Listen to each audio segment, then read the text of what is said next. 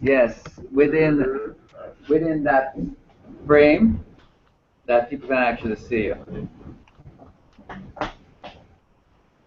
Hey guys, how are you all doing? Are you guys out there in the internet world hearing me clearly? Yes. Yeah, I can hear you good. So, Yeah. I'm finding it here to talk to you guys about starting all the things you need to be aware of. Kashiko? You know, there's like the standard stuff. There's actually a company in here that helps companies get started, right? Yeah, so I know you guys know a lot of the regulatory requirements because obviously, no way that a company that has the skill sets to help you get through those stuff be here and you're not aware of those. So, what I wanted to talk to you about is some of the things that we literally miss and people don't understand about starting business. So when I started out, I'm Damion Daley. When I started out, I had an idea. The idea was simple at the time in 2004. We wanted people to be able to, from their phones, buy party tickets to go to parties. Because the problem that we saw at the time was, if you're aware, and still exists today, if you want to go to a party, you can buy the pre-sold ticket, which is usually about 10 to 20% cheaper than the price at the gate. So what would have had to happen is you'd have had to drive to an outlet, a pre-sold outlet, to get the tickets. Now, at university, I recognize a lot of my friends like to party. And I said, what if they could just from their phone buy the ticket, turn up at the event, and get in? No hassle, no stress, no driving up and down to get tickets. And we went about the business. Now, I've always been more like, I like what I like.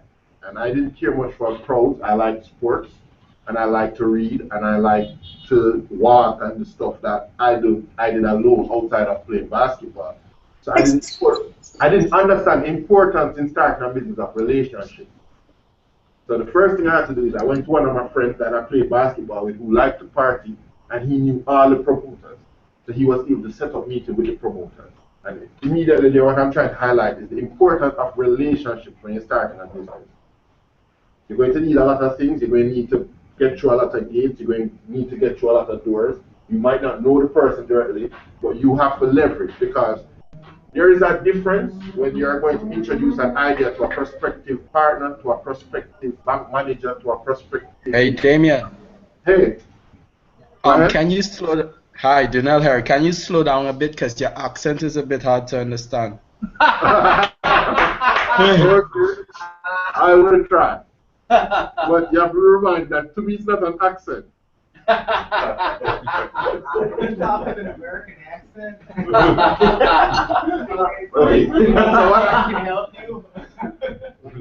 So what I was saying was the importance of relationships when starting business, because when you go to someone who has no idea who you are, and no matter how good your idea is, there's still that unknown factor. Am I dealing with a psycho? Am I dealing with a perpetual liar? Am I dealing with a thief? Am I dealing with somebody with a stick-to-itiveness that when the business gets difficult, when the challenges get hard, they will get down to the grind and get stuff done. And without knowing that, they will have all the reservations in the world about doing business with you. Now, that is made easier when somebody that they know, somebody that they like, somebody that they respect, bridge that gap and say, I am recommending this person for you to speak with. I think their idea is good. I think this is something you'll be interested in. So never underestimate the value of relationships and how they get formed. And it's very important that you pay attention to a few things when you're doing this. So somebody, always, if you're going to meet with somebody, find out who it is that you're meeting with. Find out not just your business acumen, but you also need to learn. Is that slow enough? Yeah, that's perfect. Okay, good. Find out their business acumen, but find out a little bit about the person, what they like, what they don't like. Find out as much as you possibly can. Because I can tell you this, you will lose opportunities by simply losing the wrong word. The other day I was talking to someone, and he had a great idea, and he wanted to go meet with a businessman in Mobile. This businessman is a serious PMP person. The guy basically just tell him to bring the contracts to sign for millions of dollars, and he wore a green shirt to the meeting. You don't need to know how that ended. You understand? In his mind, so if you're a PMP this country. Green is the other party, JLP. So this guy being a serious GLP person, PMP person, when this guy walking to his meeting in a green shirt, he took it as an affront. He felt disrespected and said, there's no way I'm going to do business with this person. Person wasn't even politically motivated. But this is why it's very important that you understand the value of relationships and you understand the importance of information of who you're meeting with. Because simple things you do when negotiating business can turn people off or get the deal signed. You understand? It doesn't boil down to the strength of your idea sometimes. It doesn't boil down to the value of your idea because it's unknown. It is, do I like this person? Can I do business with this person for the foreseeable future? Is this somebody I'm going to be comfortable inviting over to my house to talk business, to have a drink with, eat dinner with, introduce with my family? Because when this person is going to be making a serious investment in your business, this is what matters to them, really and truly at the end of the day, is how do I feel about this person? The next thing we always like to do is we are so excited about our ideas that we don't understand how nobody else gets it. And we practically think they're stupid if they don't understand how brilliant our idea is. Where's Gaffar? Gaffar isn't even on here. No. For as brilliant as your idea is, the reality in the grand scheme of an investor or a prospective person that is going to give you a gateway through, they have heard a million of them. They have seen a million of them come, they have seen a million of them fail. So it's not the idea so much as it is the possibility, the person driving that idea. Don't get condescending when somebody don't understand your idea. Be prepared for a million questions. Be patient in how you respond to those million questions and ensure that you do your homework. Just this morning, I was having a talk with someone and there's like, Damion, I want to open a store. And this is a friend, and for years she's been asking me. She said, I know the clothes thing, I can sell the clothes thing. And I simply said to her, what is the projected cost to run this business? How much money are you going to need? She don't know. She just needs to buy some clothes. I said, that's why you're not getting my money. Because you want to run a business and you know nothing about running a business. And I've known you for years and I've been saying the same thing, asking the same question, and you haven't even bothered to find out. You can have the best clothes, you can have the best sales team, selling all it and still don't make any money because you don't understand how to manage stock, you still don't know how to account the business, you don't know the regulatory environment and the taxes you have to pay. So be prepared when you meet with anyone to truly not just understand how brilliant your idea is, but when you're going to run a business, how is it going to be run? Who is going to form parts of your company? What are the skill sets that you don't have that you're going to need to fill? You know? Now, the next thing I would advise on is everybody wants this office. The minute they think of starting a business, they think they need office space. You know, I've run software architects for the last 10 years, and I haven't owned an office. No, I have done work for Jamaica Stock Exchange. We have done online trading for them. We have built e-banking solution for financial houses. We have done several big projects across the country. Now, all those people are very much attuned to the fact that I have no offices. But what I do have is the ability to deliver the product, and they still will pay me what I ask for. Because really and truly, at the end of the day, what you need to assess is the business that you're in, what is needed to make your clients feel comfortable. Now, let me tell you why it is important to have an office. Because it shows stability. It shows that if I have a problem with you and I can't reach you, there is somewhere that I can go and I can get my situation resolved.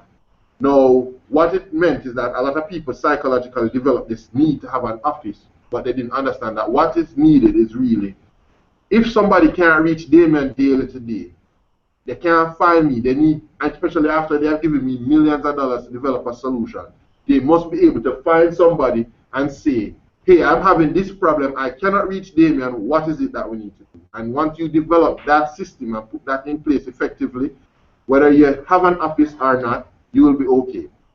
So it is really a matter of comfort, it's really a matter of security. The people that you do business with need to feel secure. Now, some of you will need offices, And for those persons, you have to remember location is the key. I know a mortgage broker, and he had his office in Crossroad. And one of his clients, when he's buying real estate, he's buying $100 million real estate and $200 million real estate. Walks into his office the other day and he says, I like you. But he says, the next time I have to come to your office to visit you, if I have to drive to Crossroad and be looking over my shoulder, I'm going to find myself another mortgage broker. So he had to move his office to New Kingston. Location is very important because depending on the type of people that you deal with, they may not like or want to do business with you based on your location. You can't expect a billionaire to drive downtown to come do business with you in a shabby office and feel insecure. So if that's the sort of business and you want to deal with high-end people, you might have to put your office somewhere where they feel comfortable. They feel like this is right in my settings. They feel like I'm doing business with someone who gets it. So what I'm trying to bring across to you is, in business, you know the regulator stuff, you know the rules, you have a great idea, you understand how to execute it, but a lot of times the failure isn't in that area. The failure is in the simple things that you don't put the stress on, that you don't understand. The simple things that are going to happen to you. And why you fail is the failure to understand the people you're dealing with, is the failure to understand and how it impacts your business. Are you guys with me? I'm still slow enough, or am I starting to speed it up? Everything's good. Now, in terms of how you do business and who you do business with, there are some rules that they always say. They say, be careful how you do business with family. Don't get involved with anybody you do business with. All these stuff, they are good advice. They're very important advice. And the reason why is, in business, when people are comfortable with you breaking the rules to facilitate their business, or they're not in any urgency, or they say, no man, you don't need a contract, we'll be all right, once we shake hands, we're good. Be very wary of those people. Everybody who does business understands the importance of having certain things concrete and set in place, that it outlasts even them. For example, if you go to a business and you say, I want to do X, Y, Z with the business, and they say, yeah, you can do it. And what we did was, years ago, we needed SMS from line to test our idea. And they say, yeah, man, I'll give you SMS.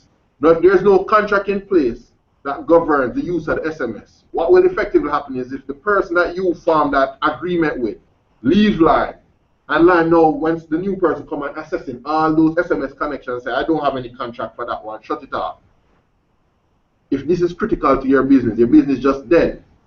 And so it's very important that when you're doing business, whether friend, family, or whoever, that the proper paperwork in place. Because at the end of the day, if that thing cease to exist, or that person cease to exist, you might now be in a problem where your business, there's a critical element that your business need, or a critical thing that your business need, that you have no contract in place to protect and to keep getting access to.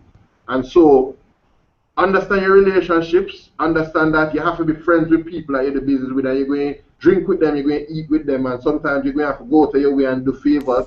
But at the end of the day, the business item that is critical to you must be protected by some sort of formal agreement or contract that is enforceable by law.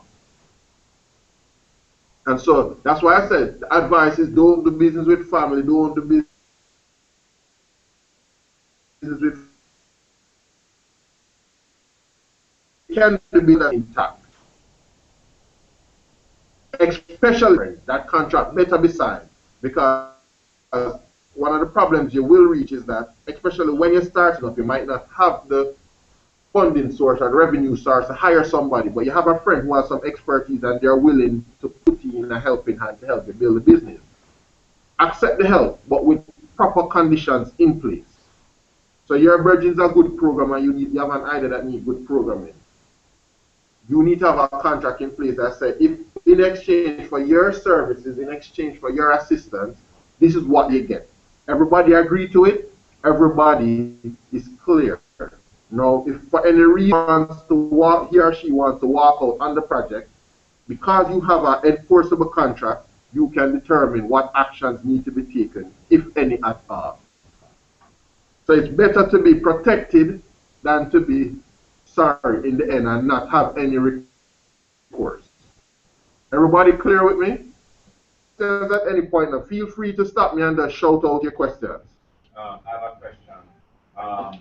You made an earlier point about ensuring persons have access to you. If you don't believe in the office. Okay. Even if you have office, not because you have an office means you're accessible. Right. Okay. I know that personally. I know about unaccessible. What? How implement these kind of systems? You said I have an assistant that if you can't reach me, call her. Her job is to answer. It's simple. You want to repeat the questions? Okay. So, and how you create some sort of system with your clients so they understand if they can't reach you, the process that they need to follow and how it goes. So it is about promise. It's about an understanding. So you say to your client, you can reach me at this number. If you don't reach me at this number, within X time you can call this number or you can send me an email. And if I don't get a response, it is very simple as that. It's not, as I say, oftentimes it's not the big things that get us in trouble. You understand, when something critical, you need to understand when you're and your client at a critical phase where something gives problem, it affects their business, you need to understand that you need to be accessible. So they know that if something goes wrong, they pick up the phone, they don't have to call 3 or 4 times and start getting panicked. Right. That part becomes very critical, so you know, I must be available, I must answer if they call. Right. You understand? That sort of thing. Right. Now, the next thing that I would advise against is when you start a small business, you're usually proud. It's your business, it's your baby. And what we tend to do then is project ourselves as the business. Now, this might have some advantages in some point, but here's one of the other disadvantages. If you went to a reputable business and you're going to spend millions of dollars and you kind of get the feeling that if one person, anything happened to that one person, all that money you spend might go up in flames, would you be comfortable doing business with that person? Exactly. So you need to at some point realize that people must accept that the business can run itself. It's a brand. It's a business with several people involved and can't really the same sort of help and the same sort of resolution to the matter that they would get from you. And so they'll, especially big businesses, this is very important. So no matter how good you are at programming, an NCB or a BNS might not be comfortable with just farming out $100 million project to one person that may do it by themselves, and if that one person drop down, them have no recourse. Because that's not how them governance set up. There's rules in them business about who them can do business with that person. So you might start realizing as your business grows to get those bigger contracts if you're in some sort of service or consultation. You will need to see a business that has a certain amount of assets, a certain amount of employees, and be in business for a certain amount of time. So you need to, from day one, start realizing that while you might be critical to the business must be always what is for, and in this business is an entity set up to exist. Whether I am alive or not, this business will probably outlive me, outlast me, and whether I'm around or not, business is still being conducted. And it's very important that you get this and also when you're getting people to do the work, as a manager, develop the proper management processes to review and to make sure that things are being done, but don't get in the habit of micromanaging or standing up over people's back. If you feel like this is the way you have to run your business for it to be successful, then you probably need to find better help. Because if you develop that as your culture, that is a culture that's going to continue and it's never going to change, and your business is always going to be reliant on you to be there for it to be successful. And so what I'm trying to say to you is, from early on, have a vision for the sort of company you want to create. You know, Google support of people well and they have sleep pods there, they have sporting facility at their offices. Now, while you can't probably afford that at your startup, I will all appreciate that. One of the things I do is on Friday we might all eat after work. On Friday we might all go to a bar. On the weekends we might all jump in the car and we drive out the country where we're not talking about work. You understand? No, Pokemon is the latest craze. A few of me and my staff on the same team and we'll walk and hunt Pokemon together. All of this is very valuable because you actually get a chance to build a relationship outside of work with them. Because so often, especially in software development, one of the things that happen is it's never an 8-hour job. Sometimes you work in 16 hours a day, 12 hours a day based on the urgency. And a part of what happens is when everybody understands everybody, because in those stressful times, it's very important that you understand the personality that you're dealing with. Where you have to stop. You know, like there's a girl at my office, you know. When she feels stressed enough, if you even say the slightest thing out of place with her, it will blow. No, it doesn't make her a bad person. She doesn't handle stress. She don't like feeling stressed. So if she feels stressed and then you go say to her, why this not done yet? So you don't understand? You know how much work I have to do, you know what things I have to figure out? No, something no escalate and she have no lost her. So instead of her being focused on the work that she needs to do, she now feels pressure and she feel like she's letting everybody down, and that doesn't help her thought process any at all, because now she starts shutting down and don't want to do anything because a mistake might cost everybody severely and she don't want to be the one to make that mistake. While there's another guy, no matter how much pressure is there, he's just as cool as the other side of the pillow, and it annoys everybody else because they're like, you know, we need to deliver this by 2, it will be done.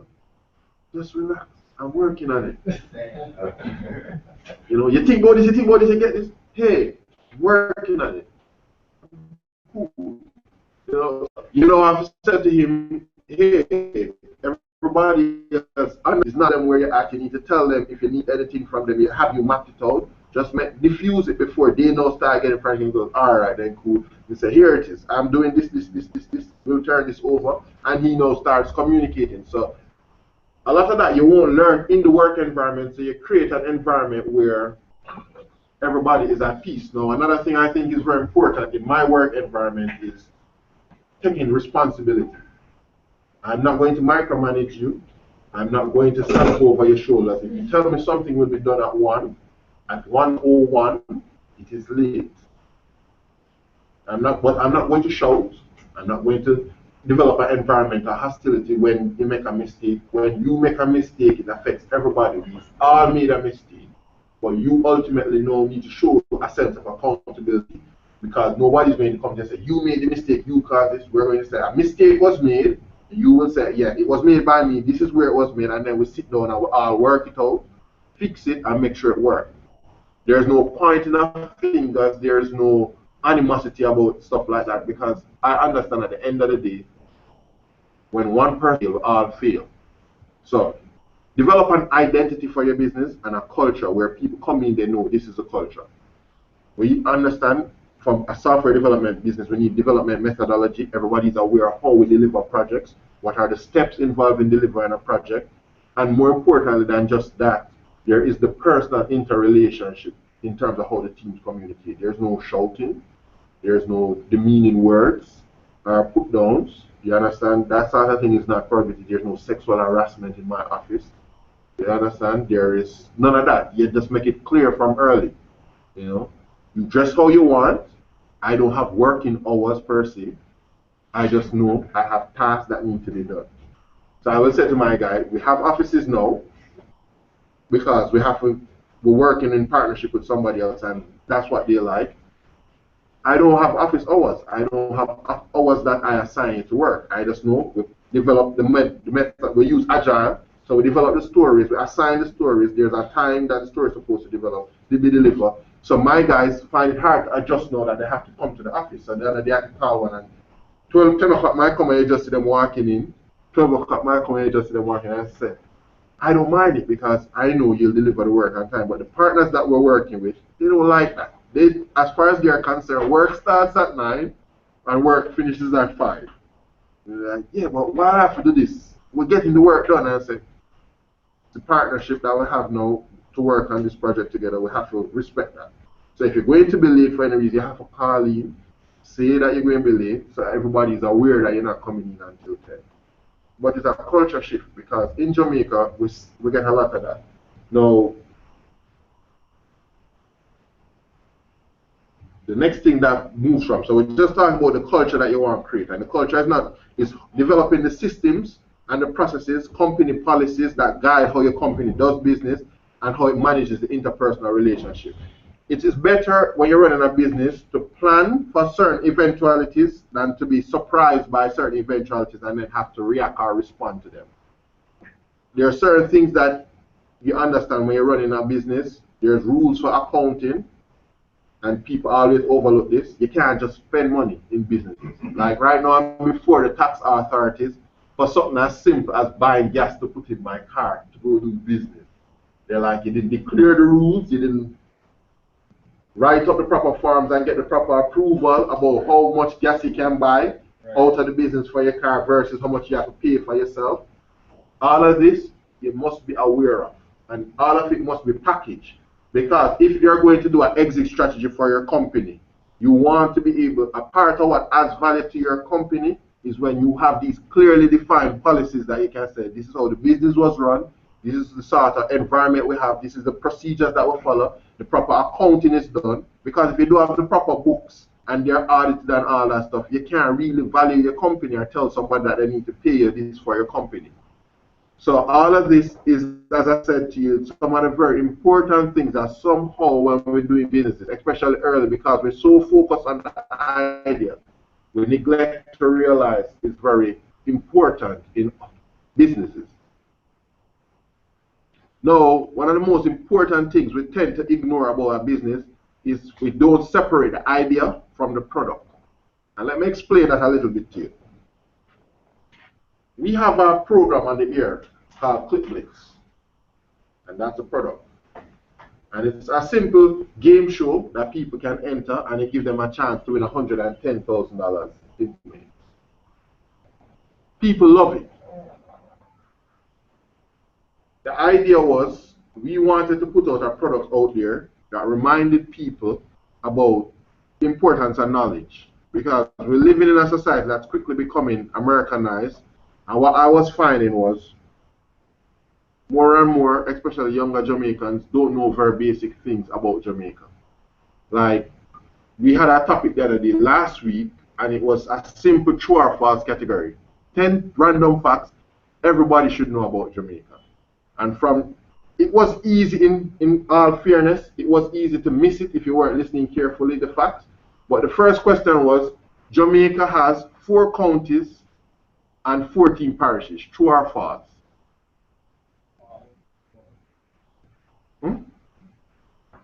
It's false. What was wrong about that? Huh? It's 3 counties. Very good.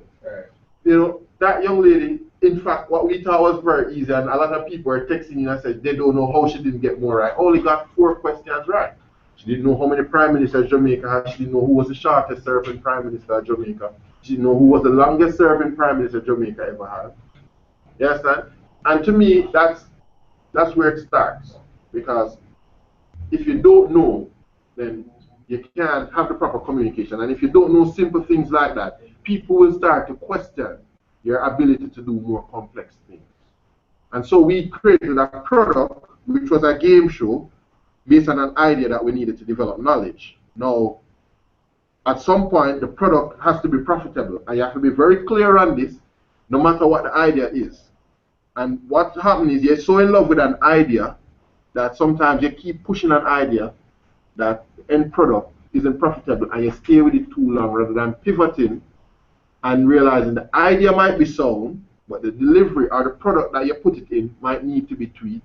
And so at some point you need to separate the idea from the product so you can effectively look if you have to change the product or you have to tweak the idea, and you keep them separate so that you can completely understand where it is that you have to make that distinction and change when the time comes. So we're looking at some product like you have an idea, you started to help businesses to register and stuff. The idea is you want to help people establish some businesses. Right. What's the product that you use to deliver that idea to them right now? Right now we use a startup kit. Use a startup kit. Right. So they get a kit, they fill out some forms, and you take care of the rest. So that is the product right now, is a startup kit. At some point, the product might be a website that they go and they give you all the information, Right. and you will take care of the rest. Right. And you plug that in. So that might be the new product that after a while you realize people even more lazy than filling out actual paperwork. So you realize the product have to change. But the idea is still the same. Right. The problem you want to solve is still the same. If everybody get understanding the difference between the idea and the product. Good. So as you go forward, that's what you need to realize. And it's very important as you do is to do assessment of where you are. Now, one of the most important things young people especially, our business, people starting out business always overlook is the need to have all the proper plans in place so that they can keep assessing it at strategic points. I'm not going to go as far as saying you need to develop a comprehensive business plan, but some very important things you need to do is you need to do your business projections. You need to understand your product, you need to have a marketing strategy, and you need to have some sort of policy document in terms of how you form a company and how you run your company and rules. So operation stuff. Now, all of that will be very integral to your business plan, but it might be as simple as doing a business model canvas and have it mapped out. But it's very important that routinely as you run your business, whether it be quarterly, whether it be annually, whether it be every 6 months, you assess where you expect it to be and where you're at. And be honest about it. Don't make excuses about why you're behind. You understand? And don't think that because you are ahead that you're successful. You understand? There's always some very important market conditions that you have to be aware of as well, and stuff like that that will impact your business. Example, in Jamaica, the budget is read April 1, thereabouts. So in my business, companies in Jamaica tend not to do big acquisitions or sign big contracts between January and April 1 because they are holding on to their money to find out how much more they're going to have to pay in taxes and all that. The budget is read. And more importantly than just the budget reading, if there are any regulatory changes that are going to take place, it will take place in that span of time as well, where they said the new laws or the new procedures to do this is when it takes effect from. So companies tend to want to do things in Jamaica after about May 30th in the summer. And then they are wrapping up and doing their assessment about October, any big spending they are getting, because they are now doing up their final accounting for annual returns. They are doing their projections for the next year in terms of what they're going to do. So you have to understand how companies operate and the rules that they usually follow in how they do business. Everybody with me? So it might not be the same in another country as it is in Jamaica, but it's very important that you understand that. So you understand that if you have an idea that requires a company to spend a lot of money, they're not going to do it in Jamaica before the budget is read until they know the new regulations, and they're not going to tend to pay attention to it between October and December. Them focus is on the Christmas market, clearing up them accounts and all of that. So you have to understand the market conditions that drive your business. Now, the next thing is also to be very aware of is when people tend to want to use your product and when is going to be the most uptick time for your products. Like I decided when I was going to do the game show that the best time to do it was in the summer, when people tend to be a little bit more relaxed, people tend to take more vacation in that time to travel and all of that. And students between the ages of 18 and 24 tend to be more available and more interested to do these sort of things, looking for these sort of opportunities. Now, I'm interested in stocks, so I realize the stock market, ice cream companies do very well in the summer. You understand? People tend to eat more ice cream when it's hot. Ice cream companies don't do well in winter because people tend to want to be warm in the winter, so they tend not to eat ice cream. So you have to understand the market you're operating in and when people... Hello? Hello, someone have a question out there online? Okay. So you have to understand your product and when people will most likely utilize your product, so you can plan for those periods when it will be low and when it will be high. And you can better do your projections and understand what your numbers should be. Could I get an example of the businesses you guys in? So I'm from the Yeah, you used to do a game a couple years ago with the banana bill. Yeah. Yeah, I remember that. So since then, trying to solve different problems, and the one that we're solving right now is to helping local stores and buy products and the businesses to have them without having. Example? For example, when you're trying to buy something, let's say in tech, you charge out, you have to either call the store or walk around because you don't really know exactly what stores have what you're looking for without doing that work. So what we wanted to do was fix that problem. Instead of doing all of that, you would let us know exactly what you want through an online platform. And you source it. And we connected directly to a local store who sells that product, and we would reply to you. So the idea is, how does it make money? It makes money from the stores. They pay us to get direct access to qualified leads. They spend a lot of money in marketing trying to figure out where customers are, what customers want to buy their products. We give them an alternative where they pay us and they get access to direct customer demand in real time. Okay, cool. Understood. Yeah, on the software, we primarily do digital marketing software. So what we learned When do companies like to market the most? what?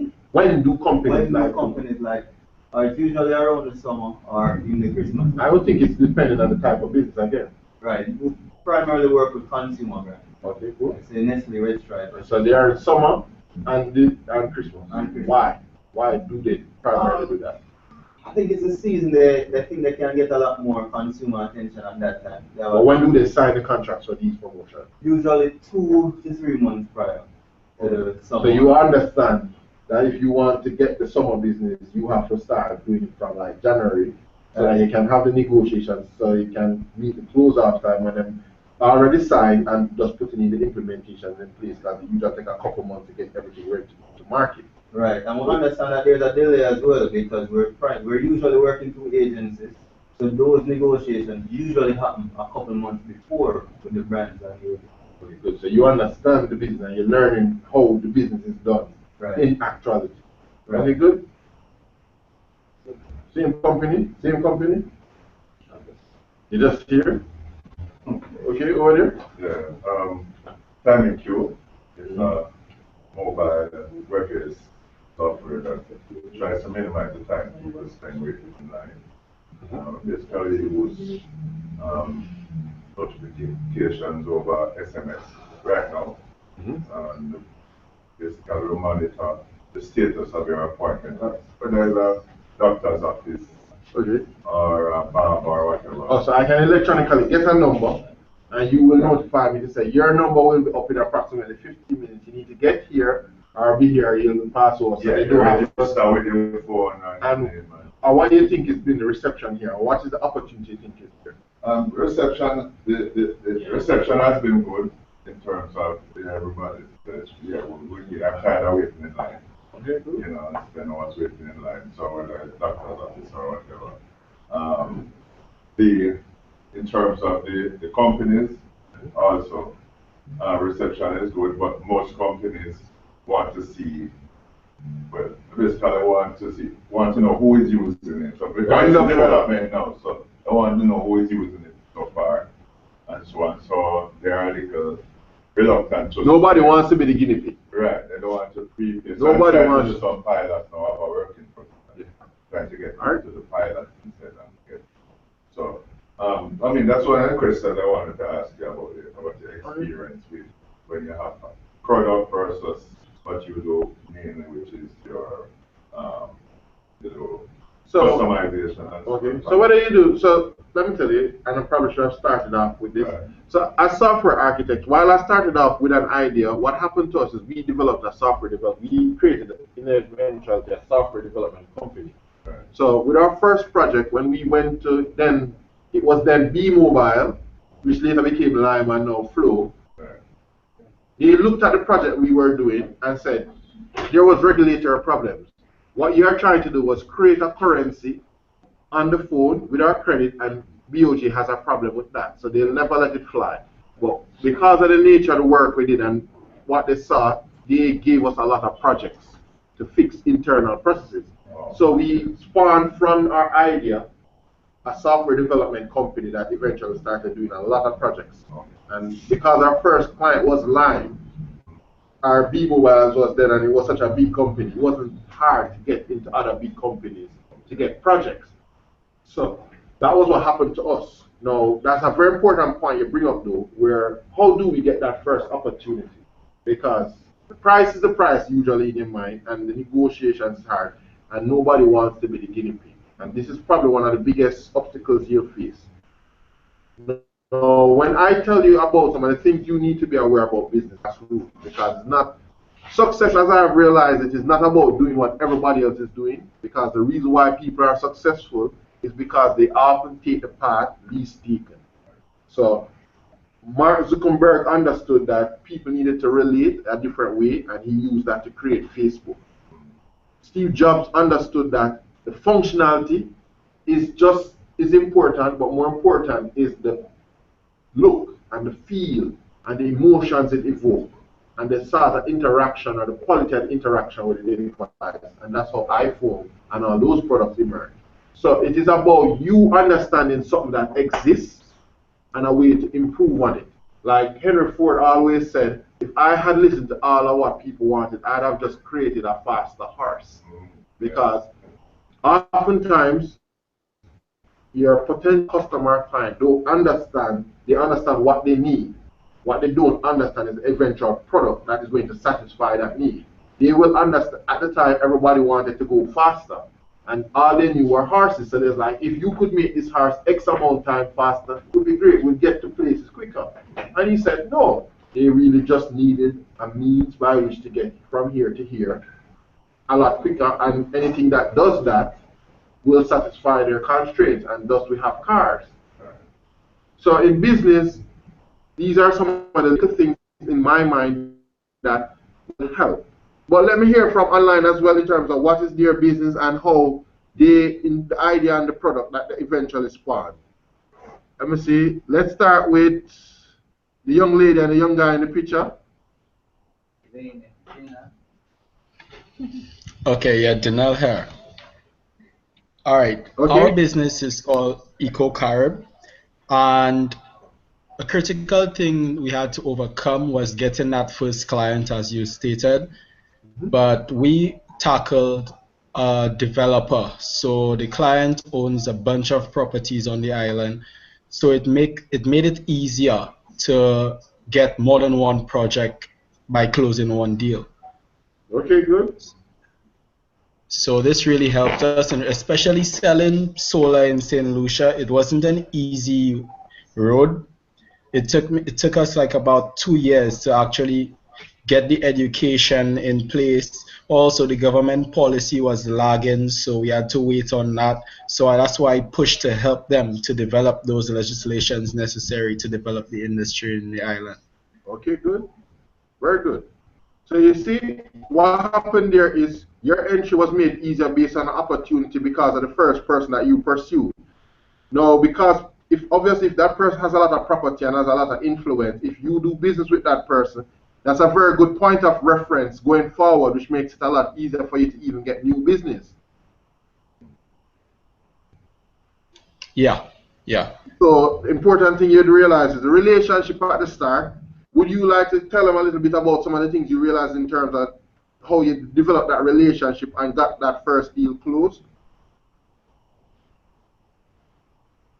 Can you repeat the question? I said, would you like to elaborate a little bit on the relationship and the communication, the process of building that relationship with that prospective client at the point to get the deal closed? Oh wow, it took like 6 months to close this deal. And what were some of the And a key thing that we had to go through was there was a bunch of red tape, and you had to go through all the processes because, I mean, the owners are hoteliers. So we started off with their home, and then we actually just pivoted to do their hotel. So it was a massive opportunity again, but they didn't trust us until they saw it working on their house. Okay, there you go. So your relationship process was you had to build a trust. Yeah. You had to make some leeway and build some personal relationship with them in order for them to grant that opportunity, right? Yes, we did. Wonderful. So you have personal experience in terms of what I'm saying, in terms of how it works. Yep. And again, we only got that opportunity through networking through a client of mine who knew them personally, and I think they're cousins or something like that. So he was our way to get into the meetings and stuff with them. And that's very good.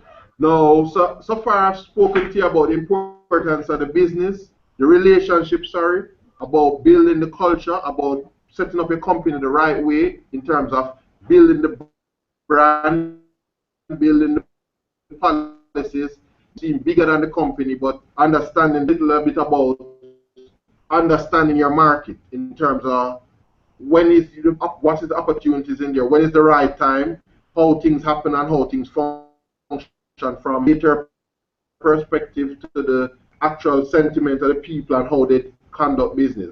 Now, one of the most important things you realize in business at some point is going to come into question, going to come into play. Eventually, it always happens in business. It's one of the very important things. Like, I remember one of the things, 3 years into the relationship with them, B-Mobile, they gave me a check for $5 million. Now, what happened on the Friday was the machine that print the check went down. And so they had to manually prepare a check for me. And for some reason, the next Friday, when the machine came back up, it printed the check for $5 million again. And they said, okay. And nobody remembered, nobody realized. And they called me and said, Damion, we're sorry your check not ready. Come for your check, man. And I said, but you gave me the check last Friday. You had to manually prepare it. And the guy said, really? And I said, yeah, man. So I talked to the financial controller and I expressed the problem that we're having, why we needed the check to make honor some commitment with the banks, and she pulled some strings and we got the check. And I remember the evening, the guy called me back and he said, thank you very much. He said, we might not have catch up on it this month, we might not have catch up on it next month, but we would have catch up on it in the auditing period next year, and it would have been serious implications. And we have had this problem before with young vendors. They always take the check. And the fact that you could have been so forthright and so honest and said, no, I've got the money already, and not we have to go through the process of trying to get back the money from you next year. I really respect that. And I just wanted you to know that. And it happens so much. It comes at the time when somebody said to you, if you want this contract or you want this deal, you have to put some money under the table. You have to give so-and-so a job, or you have to put so-and-so in the project. And sometimes it might seem like a simple thing. Sometimes it might seem like a very elaborate thing. Sometimes it might seem like a very illegal thing that you have to do. And you're going to have to ask yourself the question, who am I? What are my values? What are my ethics? What is it that I am willing to do to be successful? And every business person will face that question at some point in their life.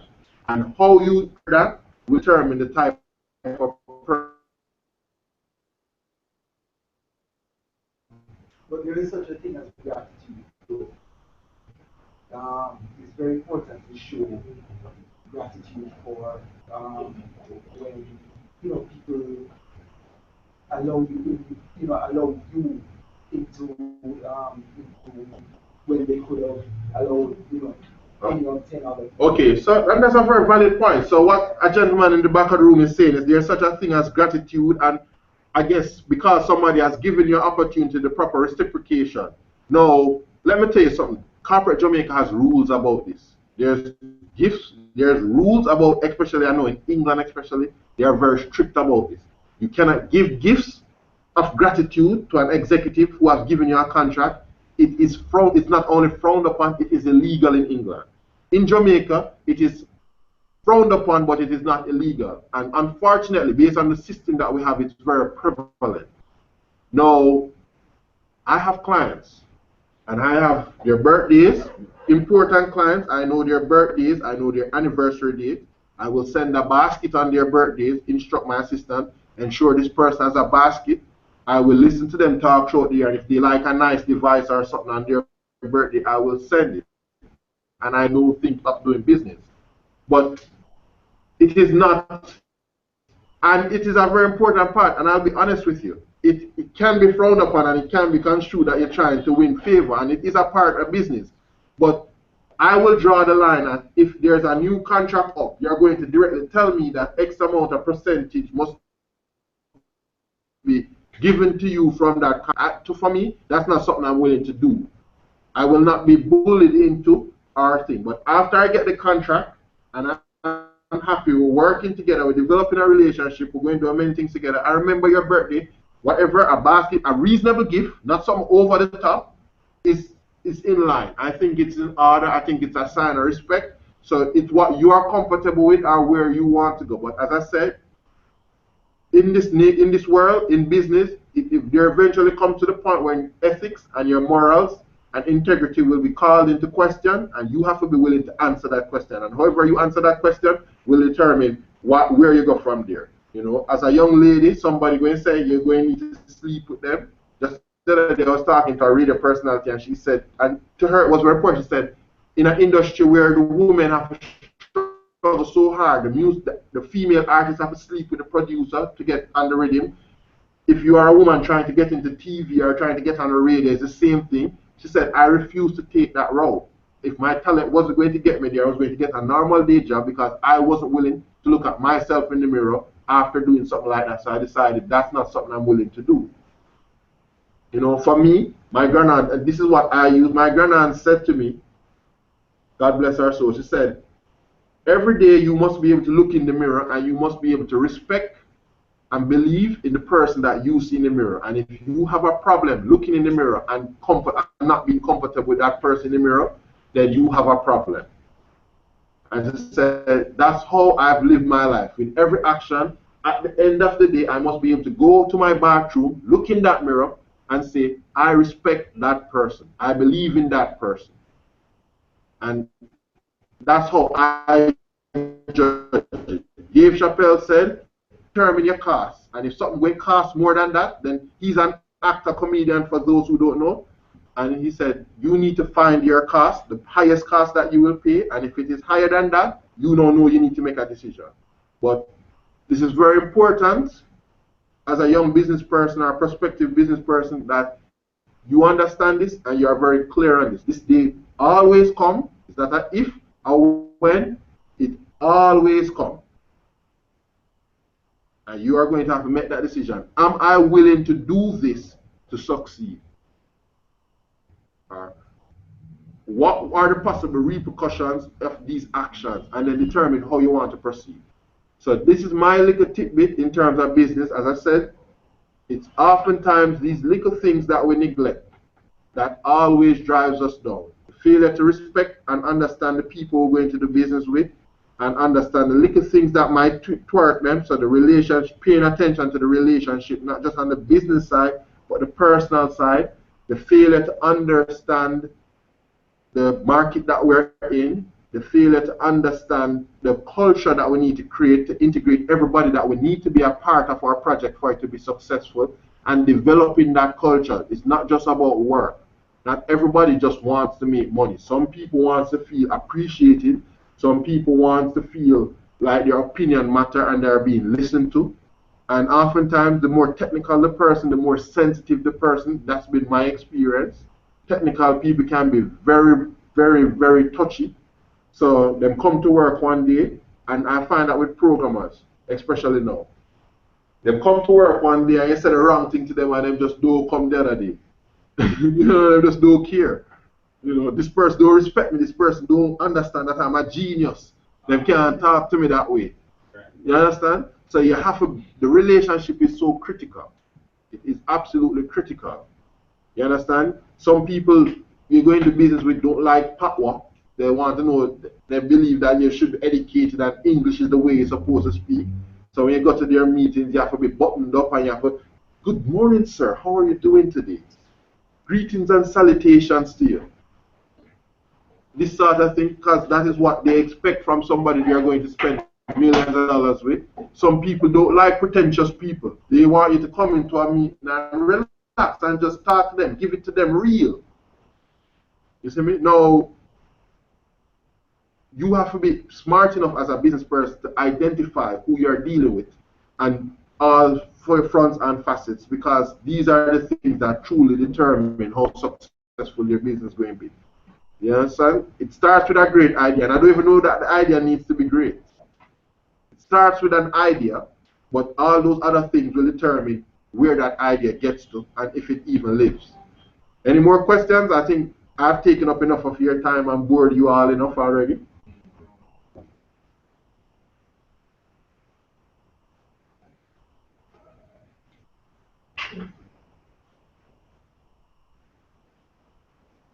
What did you do in Banana Bill? Now, what did you learn from? Let me ask a question. Because I think I knew, and then I talked and I said there was a few key things that you guys were going to need to do. Right. Because it's a game, and it's a fairly interesting game. But one of the things I learned, even though it's important as a marketing, and without a marketing budget and the proper exposure, no matter how great it is, people just won't know about it. What was some of the knowledge you took away from Banana Bill? Well, I mean, to answer your first question, we killed the project as we got overwhelmed with new opportunities. Banana Bill was more of a distraction than a need to create something to need.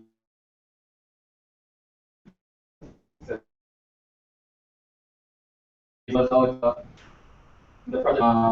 We were still studying that idea patients that made sense. We did it, and we came second. And what came out of it was people were coming to us after them. People wanted. What happened was I stopped being creative because I was I just realized other people problem. But I wasn't doing anything that was difficult or anything that what we learned, the first lesson we learned was that when you're building things for other people, even if you think it's your idea, you're still building it for people to use what they want. And you have to be comfortable with taking suggestions from the outside and build things of value. Put Banana Bill as compare to people and started learning how to create it, but at the same time be building things that people want. realize that in the market, business in Jamaica, because they don't oftentimes paying you what your my product, yourself, have this residual income. Where are you at with that? Are you guys at that point where you say, oh, we need our own product as well, while we're still where we have our product that we're pushing? Well, yeah, I mean, we got and we just started looking back at what we had on the plan. To be realistic, to work on things that you think are valuable, you need money. So building project responsible adults. And then we saved enough money so we focus on building our own visions and our own dreams and our own solutions. Are you there as yet? We're not there yet, but we're getting there. I mean, the startup journey can sometimes be a long one, and it's always a learning process. But what we learned early was to come out of our own heads, start listening to people, start learning the market, learning what people actually want, and less what you think people would want to pay for. There you go. Very good. Question. So you're a software consultancy as well. How do you approach marketing? You know, is it just It's so funny, and this is I've never really been on marketing. We have always gotten business by word of mouth. Yeah. Because we've worked on such, I guess, integral projects to organizations, and we've been good at it that those IT managers tend to go to some sort of function. And I forget to mention this, guys. I'm so antisocial, it always gets overlooked. But when you start a business, it's very important that you outside of the business hours, go to the places where people that you can do business with are people in your industry, whether it be the societies or the foundations or the associations, join them, be integral in them. It's also a means to grow, to gather knowledge and to learn. So we never did any of that. And to this day, I still don't do any of that, to be honest with you. So I'm just being a little hypocrite right now. But Oh, no, I understand. it's a very integral part of how you do it. But we've gotten business by word of mouth. Right. People have referred me and people look at the work I've done and reach out to me and say, can you do this for us? Can you help us with this problem? And we'll just take it from there. It's mainly relationship. Mainly relationship. Another question was the work hours, because that I know in some companies there's a culture of, once you get the work done, that's alright.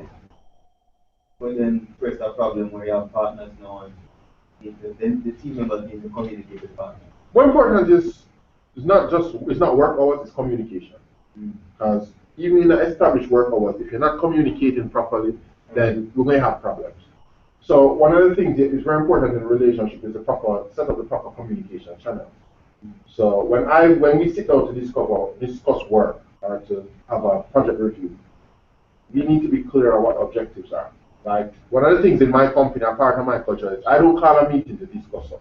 I call a meeting to get feedback and to come to a resolution about a problem.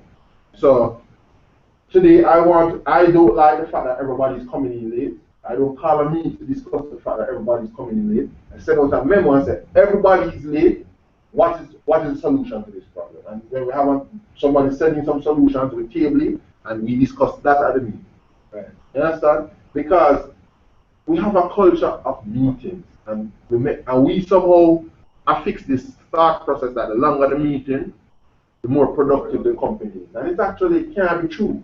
Because if you spend a majority of your time in meetings, when is the actual work getting done? So at my company, I have this rule. Meetings shouldn't last longer than an hour. I learned that from Brian George at SVL. He's a stickler for this. He refuses to have a meeting last longer than an hour to discuss something. I'm guessing there are points when it becomes necessary, but he goes, I don't ever think there's a need for a meeting to be longer than an hour. And I learned that early and I just implemented it too, and I'm like, you don't need to have a meeting longer than an hour. So if I have a problem, I send out the problem. So you're not coming to the meeting to hear about the problem, you're coming at the meeting having already heard the problem, saw the problem, investigated the problem, have some proposed solutions, and we can focus on that and get out. You understand? So this is how I work. So the communication is right. It doesn't matter what time people work or when people work, because communication is effective. Everybody will know what their task is, what it is they're supposed to do, and then move from there. So don't get me wrong. Some businesses need fixed working hours. If you have a business or a shop and people need to be there to serve people, there's no point in telling people, you know what, you can't come 8 o'clock in the night when the business is closed as long as the work gets done. When there are floor staff that needs to talk to customers that's there between 8 and 5. Now that's the next thing that bothers me about Jamaican business. And I've always wondered, when you have a store that sells clothes in the week on weekdays, why is it open between 9 and 5? And closes at the time when most people leave work and would want to stop at the store to probably get some clothes in the week. You understand? These people don't question it. It's just that we just continue doing it. Now you see some stores realize this don't make no sense. I might as well just open like 1 to 8 in the evening and I'd probably be more successful. You understand? Mega Mart realize that very same thing. Is that my supermarket is overcrowded in the weekdays between certain hours. And that can't make sense because obviously it will turn off some people. So they just say, you know what, we open 24 hours a day. Now I don't know that makes sense either, but I guarantee I prefer shopping at 2 o'clock in the morning when I know the supermarket is empty than shopping at the supermarket between 6 and 9 in the night. I just can't bother with the lines. So that's why I said to you, success is not about following the popular path. Success is realizing this is the way we have always done it and deviate from it. Depending on your business needs, you might need to have a different approach with your staff and things. But one thing I can guarantee in the Jamaican market, especially as a startup, when sometimes you cannot afford to pay people the industry standard, it's very important that you understand that relationship factor. Because while people need money, they also, just like, and it's no different with me and you, we also need that relationship factor in here where we feel we're respected, we feel like our opinion counts and we can add value to our process. Your staff is going to be no different if you hire the right type of people. So that is it.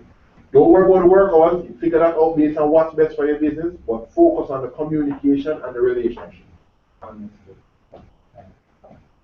All right. Speaking about the 1 hour time period, we're now 1 hour and 5 minutes beyond there. So first, Damion, you're welcome to stay to answer some more questions, but yet we don't ask you to come down probably for that 1 hour. So we're going to try to keep to that 1 hour promise. And thank you and I appreciate all those things. And talking about contracts, I have a lot of contracts to go right now. But again, and we'll actually continue communicating and talk to you guys later. Damion, do you have an email address if they want the guys online or if people want to? Sure, I'll give it to you, man, and you can give it to them. All right. Okay, Damion, I'm going to give it to them. I'm going to give it to them. You want to give it to them now? Where, can I type? Oh, you know what? This is actually going to broadcast, and we'll give it to you after. Okay. All right.